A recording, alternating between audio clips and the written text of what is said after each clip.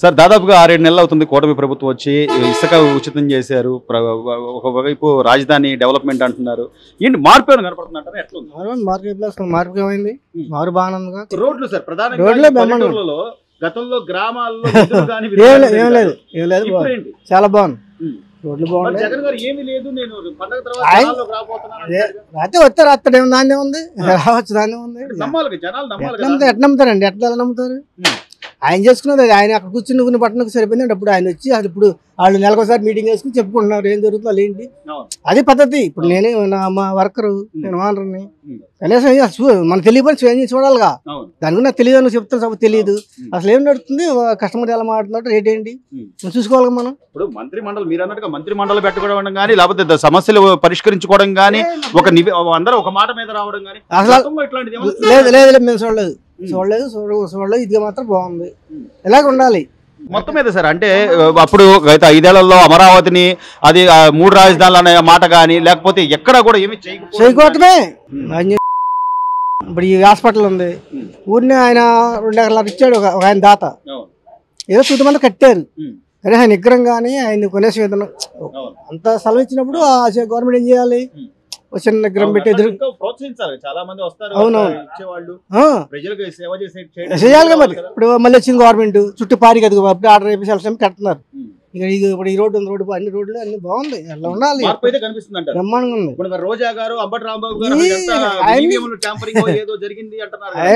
ఎంత సరిపోద్ది అంటే వాళ్ళంటి సరిపోద్ది. ఇప్పుడు నాకు ఇష్టం, మా కొట్టండి ఇష్టం చెప్తూ ఉంటారు ఎవరు కొంతమంది, అమ్మ కొట్టు రేట్లు ఎక్కువ అని చెప్తా. మాకు కావాలని నడిచేది అన్ని మామూలుగా కావాలని కావాలని కోరుకుని ఇదంతా కూడా మార్పు బాగుంది కూడా.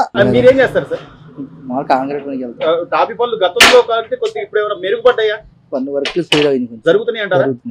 అందరికి పనులు దొరుకుతున్నాయి అంటే ఒక టాపీ పని, ఒక భవన నిర్మాణ కార్మికుడు పని దొరికితే దాన్ని అనుబంధంగా ఎన్నో రకాల పనులు, ఎలక్ట్రీషియన్ అని, ప్లంబర్ అని చాలా మంది జగన్ గారి హయాంలోనే నేనే అసలు ఇసుక తక్కువకి ఇచ్చాను అని చెప్తున్నాడు కదా జగన్ గారు. లేదండి, ఇసుక రేట్ ఎక్కువ ఉంది. అప్పుడు ఎలా ఉండేది సార్? ఇసుక అప్పుడు 6,000 5,000 ఉండేది, ఇప్పుడు 2,500 అలా వస్తుంది. ట్రాక్టర్ 2,500 ఒక దూరాన్ని బట్టి ఒక 200-300 మీరు తోడికెళ్ళండి, ఉచితంగానే తోడికెళ్ళండి అంటున్నారు. అవును, అట్లా జరుగుతుందంటారా? మీరు చెప్తుంటారు కదా. జరుగుతుందండి.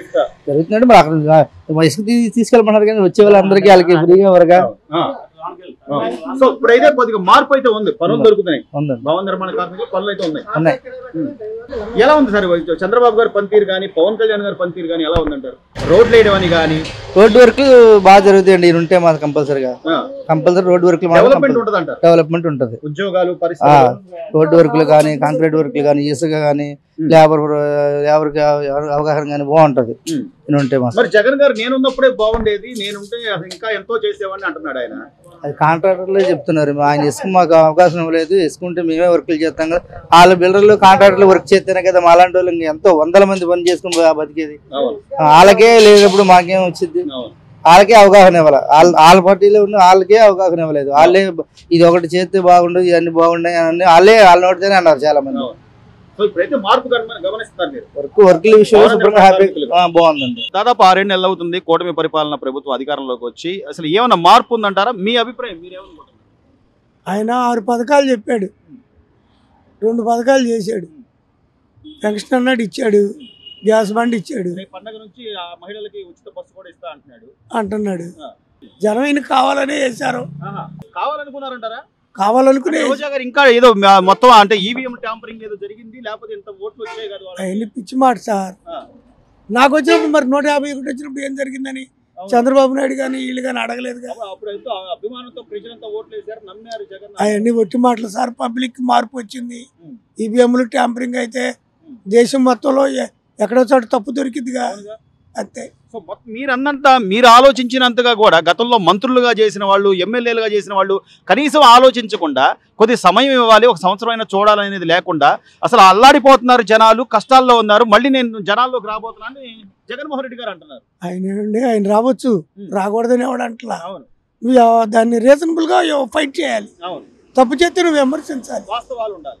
వాస్తవం ఉండాలి. గత 5 ఏళ్లలో సీఎం గా ఏనాడైనా వచ్చారా సార్ ఆయన? పబ్లిక్ అది నచ్చకే కదా సార్ మార్పు కోరింది. ఇప్పుడు వీళ్ళు ఎలా ఉన్నారు సార్? అంటే పవన్ కళ్యాణ్ గారు కానీ, సీఎం గారు కానీ, జనాల్లో ఉంటున్నారు. వచ్చింది కొట్ట, స్పందిస్తున్నారు, వస్తున్నారు. పవన్ కళ్యాణ్ గారు కూడా బాగానే వచ్చాడు, రోడ్లు గిడ్లు చూస్తున్నాడు. సార్, ఈ రోజున ప్రభుత్వం మారింది, కూటమి ప్రభుత్వం అధికారంలోకి వచ్చింది. వీళ్ళేమో ఎంతసేపు అభివృద్ధి సంక్షేమం రెండు ఉండాలి అని చెప్పి చెప్తున్నారు. జగన్మోహన్ రెడ్డి గారు మాత్రం గత 5 ఏళ్లలో నేను చేసింది చాలా గొప్ప అభివృద్ధి అంటున్నారు. మీ అభిప్రాయం ఏంటి? మీరేమన్నా మాటలు చెప్పడం కాదు, చేతమే గొప్పతనం కదండి. చేతలు కనబడుతున్నాయి కదా, చేస్తున్నారు, ఒకటి చేసుకుంటూ వెళ్తున్నారు, కనబడుతుంది కదా. మీరు గమనించింది ఏంటి? మీరేం చూసారు? గమనించింది రోడ్లు ఇంతవరకు ఎలా ఉండేవి, దారుణంగా ఉండేవి. ఇప్పుడు రోడ్లు ఎట్లా ఉన్నాయి, ఒకటి స్టెప్ బై స్టెప్ చేసుకుంటూ వెళ్తారు. అంటే నేను ఏదో ఆయన తరపే మాట్లాడతా, ఈయన తరపేనే మాట కనబడుతుంది అభివృద్ధి. రోడ్లని కానీ లేకపోతే పెన్షన్లు, సంక్షేమం, గ్యాస్ బండ్లని కానీ ఇవన్నీ వస్తున్నాయి కదండి, కనబడుతుంది. కనబడుతున్నప్పుడు ఈ కొంత సమయం ఇవ్వాలి. ఆయన చెప్పిన సూపర్ 6 పథకాలు అమలు అవ్వాలంటే కొంత టైం ఉంటుంది. ఇది అంతా లేదు, అంతా ప్రజలు అరాచకంగా ఉంది, అసలు వాళ్ళు ఇబ్బంది పడిపోతున్నారు. నేను జనాల్లోకి రాబోతున్నాను జగన్మోహన్ రెడ్డి గారు. మరి వాళ్ళు అలా చెప్పుకోవాలి కదా, వాళ్ళు ఎక్స్పర్ట్ వాళ్ళు కాబట్టి చెప్పుకోవాలి కాబట్టి చెప్పుకుంటారు, అంతే ఏముండదు అక్కడ. మరి ప్రజలు నమ్మాలి కదా నువ్వు చెప్పే మాటలు కూడా జనాలు కదండి. ఇప్పుడు ప్రభుత్వం మారింది, వాళ్ళ ఎంత రేంజ్ లో గెలిచారు వాళ్ళు కనపడుతుంది కదా.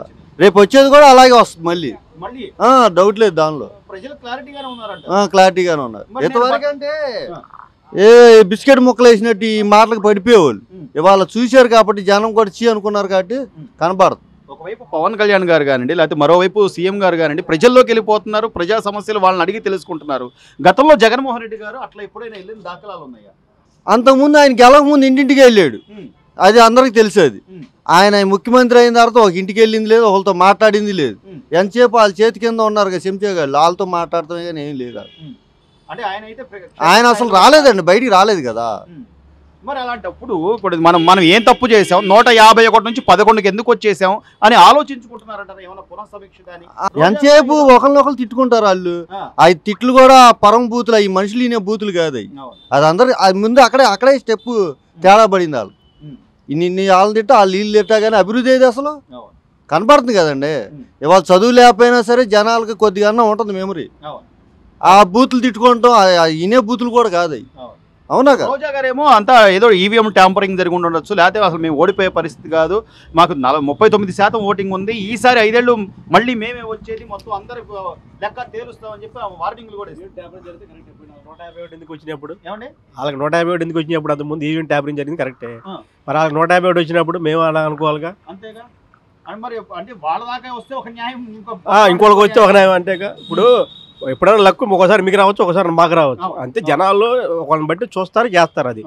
అంతేగాని వాళ్ళకి 151 వచ్చింది, వీళ్ళకి 161 వచ్చిందని ఈవీఎం ట్యాంపరింగ్ అనేది లేదండి. ప్రజలు ప్రధానంగా ఏం ఆలోచించారు? వాళ్ళు ఏంటంటే అభివృద్ధి కోసం ఆలోచించి ఓటేశారు. అది గతంలో ఏం లేదంటారు అభివృద్ధి. కానీ రోడ్లు గిడ్లైనా పట్టించుకుంటుంటే బాగుండేది, పరిశ్రమలు వస్తే బాగుండేది, అవి కూడా పట్టించుకుంటుంటే బాగుండేది. అది జనాలు అయితే ఆలోచించే మ్యాండేటరీగా తీర్పిచ్చారు, అంతే తప్ప ఏ లేదు, అమాయకంగా ఏం లేదు.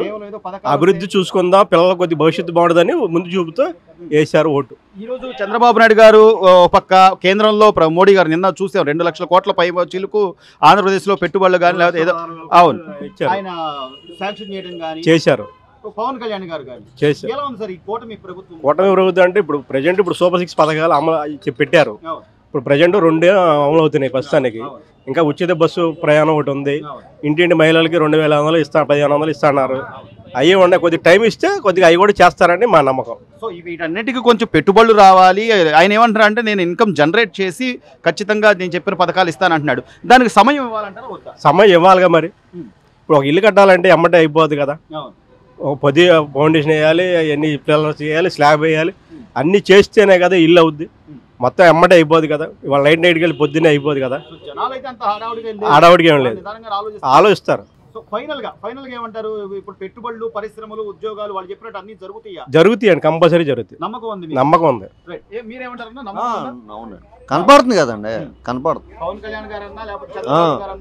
కళ్యాణ్ గారు కూడా పట్టుదలతోనే ఉన్నారు. ఆయన కూడా మార్పు కనపడుతుంది. వాళ్ళు చేద్దామని పట్టుదలతో ఉన్నారు, కనపడుతుంది. రోజా గారికి చేతగాని మాటలు అయ్యి, చేత అయిన మాటలు కాదు. 5 సంవత్సరాలు ఏం చేశాడు జగన్మోహన్ రెడ్డి? 151 సీటు గెలిచాడు. 151 సీటు గెలిచినోడు 11 సీట్లకి ఎందుకు వచ్చాడు? మరి ఏపీలో రోడ్లన్నీ గోతులు పడి, మోకాళ్ళలో గోతులు. 6 నెలల్లోనే రోడ్లన్నీ బండి 6 నెలల్లోనే మార్పు వచ్చింది కదా అది నిదానంగా అంటే వచ్చిన తర్వాత 3 నెలల్లో తుఫాను వచ్చింది అన్ని అడ్డంకులు చేసినప్పులు అన్ని సర్దుకుంటూ వస్తున్నారు సంవత్సరం లోపల అన్ని చేసుకుంటూ వస్తారు ఇంకొక 6 నెలలు టైం కావాలి